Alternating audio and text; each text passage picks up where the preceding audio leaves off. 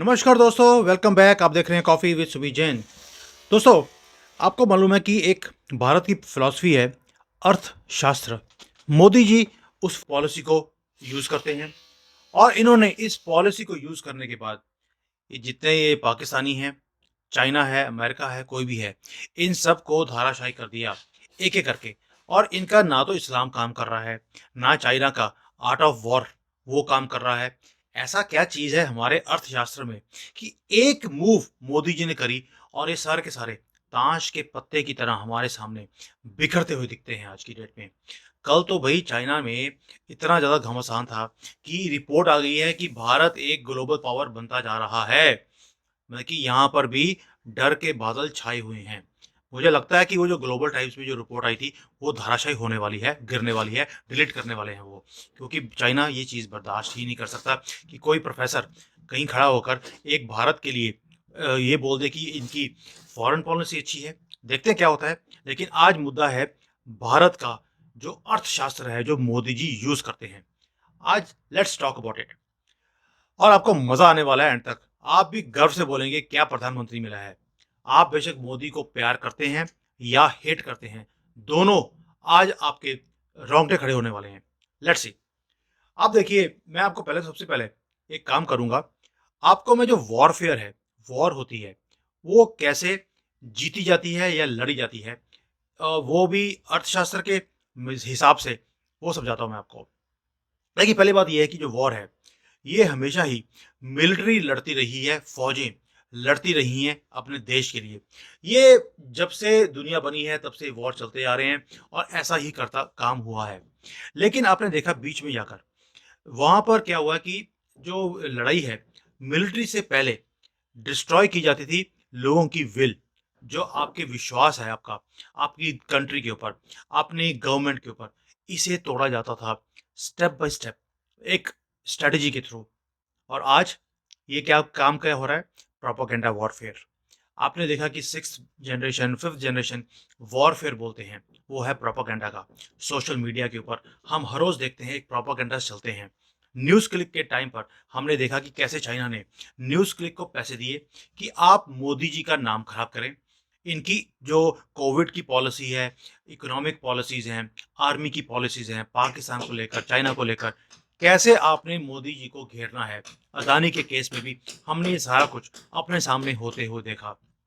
अब ये जो वॉरफेयर है, वो चाइना भी करता है, पाकिस्तान भी करता है और जो हमारे ये लिबरांडू हैं, ये हर रोज़ पैसे लेकर, बेशक वो राजदीप सरदेसाई हो, वो शेरवानी हो, फटी हुई शेरवानी वाली, और या हो वो कोई भी, प्रसून बाजपेयी हो, वो शर्मा हो, वो रवीश कुमार हो, कोई भी हो, ये सारे पैसे लेकर बेशर्म लोग भारत के खिलाफ प्रोपेगेंडास हर रोज़ करते हैं, चाइना और पाकिस्तान के कहने पर। क्यों? ये चाहते हैं कि जो हमारी विश्वास है, हमारी गवर्नमेंट के ऊपर, हमारी मिलिट्री के ऊपर, तभी बार-बार ये हमारी मिलिट्री के ऊपर कोशिश करते हैं, ताकि हमारा विश्वास हमारी मिलिट्री के ऊपर बने ही नहीं और हम बिना लड़ाई किए या लड़ाई से पहले ही हम इस युद्ध को लूज़ कर जाएँ। यही होता है वॉरफेयर, जो ये सारे लोग करते रहे हमारे साथ। और हमारे साथ क्या हो रहा है? ये चाहते हैं कि हमारे मिलिट्री और मोदी गवर्नमेंट के ऊपर जो हमारा कॉन्फिडेंस है, एक विश्वास है, ये लूज़ हो जाए या टूट जाए। तभी बार-बार राहुल गांधी भी एक ही बात बोलता है, मोदी वीक है।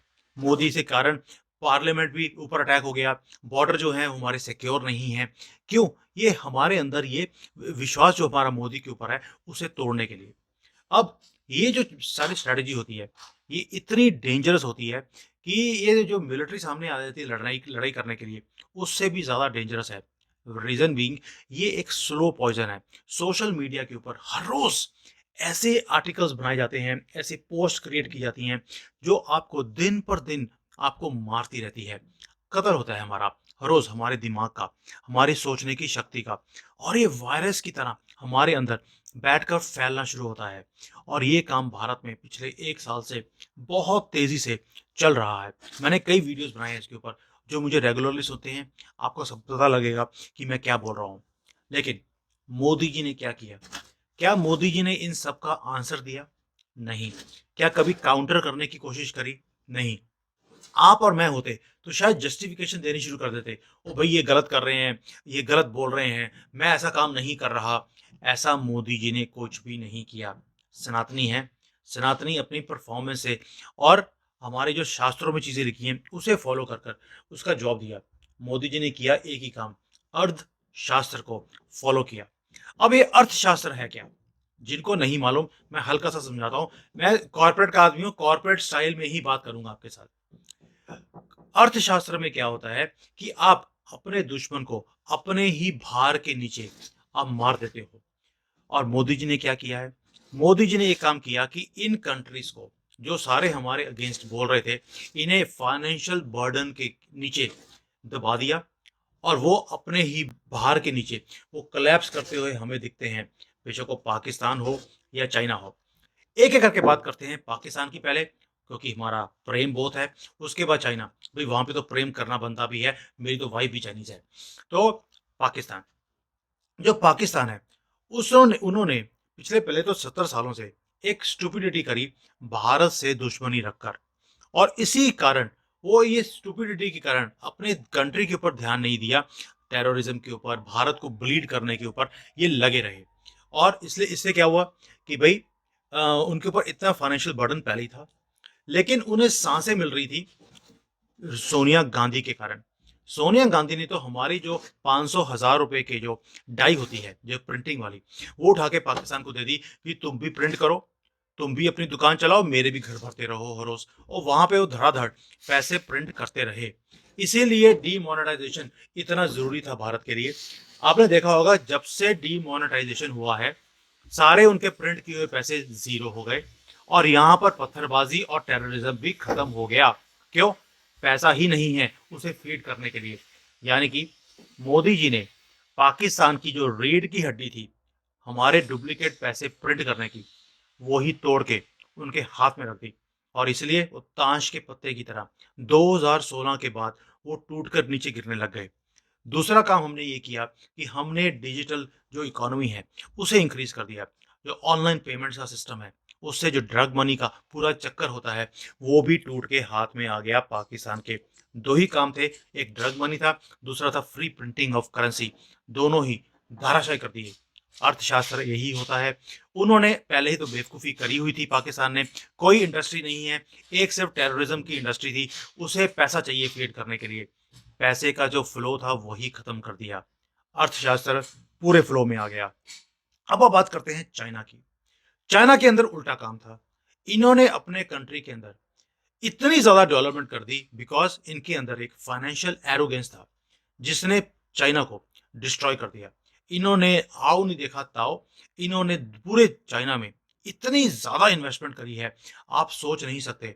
आज चाइना ने अमेरिका को, यूके को, इतनी पुरानी सिविलाइजेशंस हैं जिन्होंने पैसे लगाए हैं, या यूरोप है, इनको पीछे कर दिया। इतनी इन्वेस्टमेंट करी है इन्होंने अपने इंफ्रास्ट्रक्चर के ऊपर। जो ये पूरा स्ट्रक्चर होता है मैन्युफैक्चरिंग का, बेस बनाया है इन्होंने, उसके लिए एक इकोसिस्टम बनाया है। इतना बड़ा है कि पूरी दुनिया को ये अकेले ही फीड कर सकते हैं, लेकिन इसके लिए पैसा लगा। Why? Because of the financial arrogance. और भारत ने क्या किया? भारत ने एक ही काम किया कि भाई इन्हें एक्सपोज किया पूरी दुनिया में। वो कैसे? चाइना ने सोचा कि अगर मैं एक स्ट्रेटेजी बनाई कि अगर मैं जो छोटे छोटे कंट्रीज हैं इन्हें लोन दे दूं तो मुझे इनके ऊपर कंट्रोल करना आसान हो जाएगा और मैं अपना चक्कर पूरे दुनिया में घुमाता रहूंगा। और हुआ भी ऐसा। मोर देन 66 कंट्रीज हैं दुनिया में जहां पे चाइना ने लोन दिया हुआ है। लोन भी इतना दे दिया कि वो अपने भार के नीचे दबना शुरू हो गए। चाइना के लोन वापस नहीं कर पा रहे और बैंकरप्ट हो गए। पाकिस्तान का हाल आपके सामने है, श्रीलंका है और अफ्रीका की कितनी ही कंट्रीज हैं जो इस भार के नीचे बैठी हुई हैं, इस जो लोन की स्ट्रेटेजी थी चाइना की उसके नीचे। बट हुआ क्या? जो किस्मत है उसका भी चक्का घूमता है। कोविड आ गया। कोविड ने भी चाइना की जो इकोनॉमी है उसे मात दी। ट्रंप आया था, ट्रंप ने भी खुलकर खेला चाइना के खिलाफ। और मोदी जी ने भी साइलेंटली, बिना चाइना के नाम लिए, दो वर्ड्स पूरे दुनिया के दिमाग में डाल दिए। क्या वर्ड्स थे? Trusted partner. आप उस कंट्री के साथ काम कीजिए जिसके ऊपर आप ट्रस्ट कर सकते हैं। क्या आप भारत को एक ट्रस्टेड पार्टनर मानते हैं? उसको वर्ड को डालने से पहले मोदी जी ने पहले पूरी दुनिया के चक्कर लगाए, और ये कांग्रेस वाले ये हंसते थे कि मोदी जी हैं, पहले पहले पहली बार ये चाय वाला प्रधानमंत्री बना है, पूरे दुनिया के चक्कर लगा रहा है। वो दोस्ती बना रहे थे, तभी उन्होंने जब सारे दुनिया से दोस्ती बना ली, एक वन टू वन एक कनेक्शन बना लिया, उसके बाद ये वर्ड डाल दिया फ्रेंडली कंट्री। चाइना उस फ्रेंडली कंट्री की डेफिनेशन में नहीं आता, तो भारत को उन्होंने एक फ्रेंडली कंट्री दिखाया। दूसरा वर्ड यूज किया इन्होंने, डेमोक्रेटिक वैल्यूज, कि जो इस कंट्री के साथ आप काम कर रहे हैं, क्या उसके अंदर डेमोक्रेटिक वैल्यूज हैं। भारत सबसे पुरानी डेमोक्रेसी है, चाइना में डेमोक्रेसी नहीं है। तो ये दो चीजें दुनिया को टच करी। दैट मीन्स दुनिया ने आहिस्ता आहिस्ता चाइना से पीछे मुड़ना शुरू किया, और उसके बाद भारत के साथ जुड़ना शुरू किया। यही रीजन है जिसके कारण चाइना के अंदर इतना ज्यादा डैमेज हुआ है, इस दो चीजों के कारण, कि आप इमेजिन ही नहीं कर सकते। और भारत के ऊपर कोई कोलेटरल डैमेज हुआ? जीरो। हम कहीं भी डिफॉल्ट नहीं कर रहे, जबकि चाइना ने जहां जहां पर पैसा दिया था उन कंट्रीज ने बोलना शुरू कर दिया, भैया you not our trusted partner, हम आपके साथ काम नहीं कर सकते, और जो आपने लोन दिया है वो भी डिफॉल्ट हो गया, कर लो जो करना है। और इटली जैसी कंट्रीज, मलेशिया, इंडोनेशिया, वियतनाम, जितनी कंट्रीज ने प्रोजेक्ट्स दिए हुए थे चाइना को, वो सारे विड्रॉ कर लिए अपने। वो कहते हैं कि हमें चाइनीज के साथ काम नहीं करना, हम कोई महंगी कंट्री होगी जहां से जापान है, कोरिया है, भारत है, उनसे महंगी टेक्नोलॉजी मिल जाएगी, हम उनसे काम कर लेंगे, आपके साथ काम नहीं करेंगे।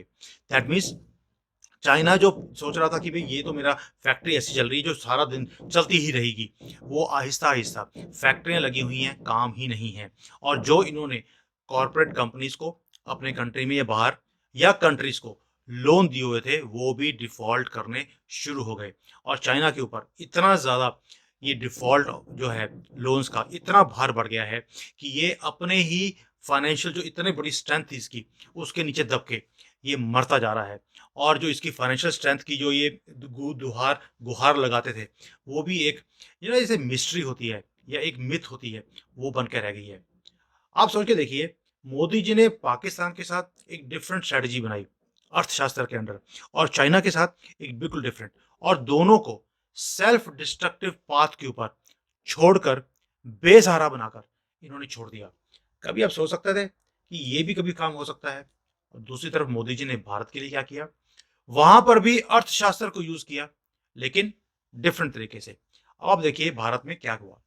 आपको मालूम है कोविड आया, सबने बोला था जो भारत है ये टूट के बिखर जाएगा 2020 में। आपने भी सुना था कि अब हम यहां से खड़े होने के लिए हमें 20 साल चाहिए। लेकिन मोदी जी ने कोविड को भी, जो क्राइसिस थी, उसे एक अपॉर्चुनिटी की तरह यूज किया। अब इसमें आता है अर्थशास्त्र का प्रिंसिपल। इन्होंने क्या किया, भारत ने क्या किया, भारत ने पैसे दिए गरीबों को जो बिल्कुल रॉक बॉटम थे। हमने अमीरों को नहीं दिया, हमने इंडस्ट्री को रिवाइव करने के लिए जो पैकेज देना था दे दिया, थोड़ा बहुत बहुत। लेकिन मोदी जी ने क्या किया, पैसा दिया गरीब आदमी को जो बिल्कुल नीचे है, जिसको कोई देखता भी नहीं था, जिसके कारण उनकी जो परचेजिंग पावर है गरीब आदमी की, वो बढ़नी शुरू हो गई। जब उसकी खरीदने की शक्ति बढ़ी है, तो उसके कारण मैन्युफैक्चरिंग के ऊपर जोर पड़ा कि भाई डिमांड बढ़ गई। सबसे पहला तो मैंने देखा कि जैसे कपड़े हैं या साइकिल है, जो जरूरत की चीजें होती हैं छोटे आदमी की, वो सारे के अंदर बूम आना शुरू हो गया।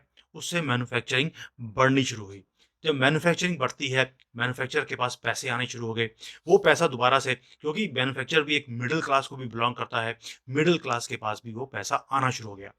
दूसरी तरफ मोदी जी ने बोला इंपोर्ट के ऊपर ध्यान नहीं दो, आप make in India, local for vocal, इसके ऊपर या वोकल फॉर लोकल के ऊपर आप काम शुरू करना शुरू करेंगे। उससे इन्वेस्टमेंट्स बढ़नी शुरू होगी इंडस्ट्री के अंदर। और जो इंडस्ट्री है, जब यहाँ पर इंडस्ट्री बढ़ी, तो लोगों के कानों में घंटियां बजनी शुरू होगी कि भारत में कुछ हो रहा है, हमें भारत की तरफ भी देखना चाहिए। और चाइना प्लस वन की एक स्ट्रैटेजी शुरू हो गई, और जो फैक्ट्रीज हैं उन्होंने चाइना से मूव होकर भारत की तरफ देखना शुरू कर दिया। इसके कारण एक कंपटीशन बढ़ा यहाँ पर भी एक लोकल मार्केट क्रिएट होनी शुरू हो गई इन कंपनीज के लिए। जो पहले जैसे एप्पल है, एप्पल की कोई मार्केट थी नहीं भारत में, अभी एप्पल की बहुत बड़ी मार्केट भारत में आनी शुरू हो गई है, बिकॉज एप्पल ने यहाँ पर फैक्ट्री भी लगा ली है। उसके कारण हमारे यहाँ पर लोकल मैन्युफैक्चरिंग होनी शुरू हो गई है, और उसके बाद हमारे जो इंडियन प्रोडक्ट्स हैं वो भी डेवलप होने शुरू हो गए, और एक इकोसिस्टम यहाँ पर क्रिएट होना शुरू हो गया। अपॉर्चुनिटी निकाली निकाली अर्थशास्त्र के थ्रू, और यही होती है चाणक्य अर्थशास्त्र, जो हमें आज इन सबको हमने धराशायी कर दिया है। विश्व को चाइना है, पाकिस्तान है, वो अमेरिका है, यूरोप है, कोई भी है, सारे के सारे रिसेशन के अंदर हैं और हम राइज कर रहे हैं 7.6% से ज़्यादा आज की डेट में। ये ऐसा आप देखेंगे ये 10% को क्रॉस कर जाएगा। मैं भी इकोनॉमी का आदमी हूँ, कुछ देखकर ही बोल रहा हूँ। और जो हमारा भारत का चाणक्य नीति है, इसने चाइना की आर्ट ऑफ वॉर को बिल्कुल धाराशायी कर दिया है, खत्म कर दिया है।